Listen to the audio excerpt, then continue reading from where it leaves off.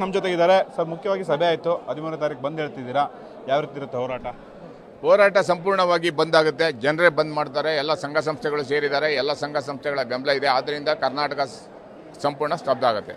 ಈಗ ತುಂಬ ಲೇಟ್ ಆಯಿತು ಅಂತ ಅನಿಸ್ತಾ ಇಲ್ವ? ಯಾಕೆಂದರೆ 6ನೇ ತಾರೀಕು ಅಂತ ಡಿಸೈಡ್ ಆಗಿತ್ತು, 8ನೇ ತಾರೀಕು ಅಂತ ಆಯಿತು. ಯಾಕೆಂದರೆ ಈಗ ಒಂದು ಕಡೆ ಆದೇಶಗಳು ಬಂದಿದೆ, ಇನ್ನೊಂದು ಕಡೆ ಸರ್ವಪಕ್ಷಗಳ ನಿಯೋಗ ಸಭೆಗಳು ಕೂಡ ಆಗುತ್ತೆ ಭಾನುವಾರ. ಅಲ್ಲದೆ 3ನೇ ತಾರೀಕು ತಮಿಳುನಾಡಿನ ಸಿ ಎಂ ಕೂಡ ಇಲ್ಲಿ ಬರ್ತಿರೋವಂಥದ್ದು, ಬರ್ತಾರೆ ಅನ್ನೋದು ಇನ್ನೂ ಕನ್ಫರ್ಮ್ ಆಗಿಲ್ಲ. ಆ ಥರದ ಡೆವಲಪ್ಮೆಂಟ್ಸ್ಗಳಿದ್ದಾಗ ಅದನ್ನು ನೋಡಿ ನೀವು ಪ್ರತಿಭಟನೆಗೆ ಕರೆ ಕೊಟ್ಟಿರುವಂಥದ್ದು, ಬಂದ್ಗೆ ಕರೆ ಕೊಟ್ಟಿರುವಂಥದ್ದು ಹೇಗೆ? ಈಗ 4ನೇ ತಾರೀಕು ಸರ್ವ ಪಕ್ಷಗಳ ಸಭೆಯನ್ನು ಕರೆದಿದ್ದಾರೆ. ಆ ಸಭೆಯಲ್ಲಿ ನೀರು ಬಿಡಲ್ಲ ಅಂತ ನಿರ್ಣಯ ತಗೊಂಡ್ರೆ ನಮ್ಮ ಬಂದನ್ನು ವಾಪಸ್ ಪಡಿಬೋದು, ಇಲ್ಲ ನೀರು ಬಿಟ್ಟರೆ ಬಂದ್ ಆಗುತ್ತೆ. ಆ ರೀತಿ ಸುಪ್ರೀಂ ಕೋರ್ಟಿಗೆ ಹೋಗ್ತೀನಿ ಅಂತ ಹೇಳಿದ್ದಾರೆ.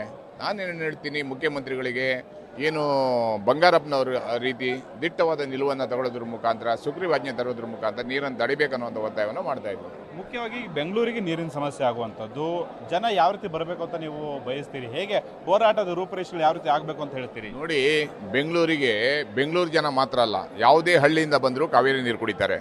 ದೇಶ ವಿದೇಶದಿಂದ ಬಂದರೂ ಕಾವೇರಿ ನೀರು ಕುಡಿತಾರೆ, ಅಥವಾ ತಮಿಳುನಾಡಿಂದ ಬಂದರೂ ಕಾವೇರಿ ನೀರು ಕುಡಿತಾರೆ. ಇವತ್ತು ಬೆಂಗಳೂರು ಎಲ್ಲಿ ತನಕ ಬೆಳೆಸಿದ್ದಾರೆ? ಗ್ರೇಟರ್ ಬೆಂಗಳೂರು ಅಂತೇಳಿ ರಾಮನಗರನ ಬೆಂಗಳೂರು ನಗರಕ್ಕೆ ಸೇರಿಸ್ಕೊಂಡಿದ್ದಾರೆ. ಈ ಕಡೆ ತುಮಕೂರು ತನಕ ಹೋಗಿದೆ, ಬೆಳೆದಿ ಚಿಕ್ಕಬಳ್ಳಾಪುರ ತನಕ ಹೋಗಿದೆ.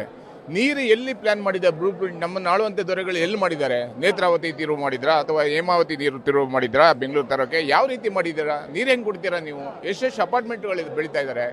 ಆದ್ದರಿಂದ ನಾವು ಕೇಳ್ತಾ ಇರೋದು ಜೀವದ ಜಲ, ಕುಡಿಲಿಕ್ಕೆ ನೀರನ್ನು ಕೇಳ್ತಾ ಇದ್ದೀವಿ. ನಾವು ತಮಿಳುನಾಡಿಗೆ ಇರುವಾಗ ನೀರು ಬಿಟ್ಟಿದ್ದೀವಿ, ಇಲ್ಲದೆ ಇರುವಾಗ ಎಲ್ಲಿಂದ ಬಿಡೋಕ್ಕೆ ಸಾಧ್ಯ?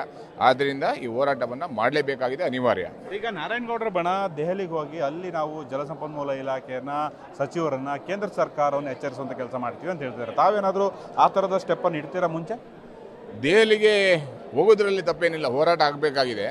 ದೆಹಲಿಯಲ್ಲಿ ಹೋರಾಟ ಮಾಡಲಿಕ್ಕೆ ನಮ್ಮ ಲೋಕಸಭಾ ಸದಸ್ಯರನ್ನ ನಾವು ಓಟ್ ಹಾಕಿ ಕಳಿಸಿದ್ದೀವಿ. ಅವ್ರು ಏನು ಮಾಡ್ತಾ ಇದ್ದಾರೆ? ಪ್ರಧಾನಮಂತ್ರಿಯವ್ರನ್ನ ಅವ್ರು ಭೇಟಿ ಮಾಡಬೇಕು, ಪ್ರಧಾನಿ ಮಂತ್ರಿಯವರನ್ನ ಮಧ್ಯಸ್ಥಿಕೆ ಕರ್ತರಬೇಕು. ಆ ಕೆಲಸವನ್ನು ಅವ್ರು ಮಾಡಬೇಕು.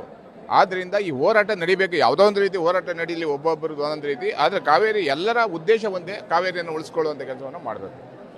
ಇದು ಪ್ರವೀಣ್ ಶೆಟ್ಟಿ ಅವರು ಹೇಳುವಂಥ ಮಾತು. ಕ್ಯಾಮ್ರಾ ಪರ್ಸನ್ ಜಯಣ್ಣ ಜೊತೆ ಗಣೇಶ್ ಹೆಗ್ಡೆ, ಟಿ5 ಕನ್ನಡ, ಬೆಂಗಳೂರು.